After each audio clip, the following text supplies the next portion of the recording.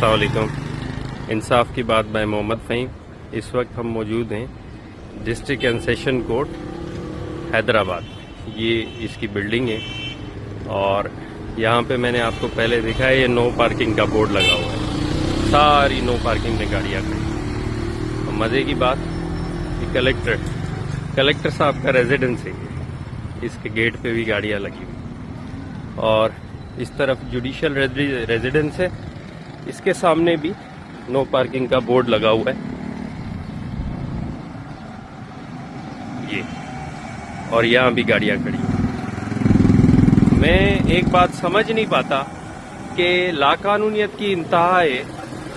Courts के सामने, DC office के सामने ये गाड़ियाँ खड़ी हैं, कोई पूछने वाला नहीं है। या तो इसको पार्किंग जोन बनाया जाए या फिर ये नो पार्किंग का ड्रामा क्यों, ताकि हम लोग पार्किंग माफिया को पैसे दें और वो पैसे, ब्लैक मनी जो है, वो इस इकोनॉमी में सर्कुलेट हो और सब मुस्तफीद हो।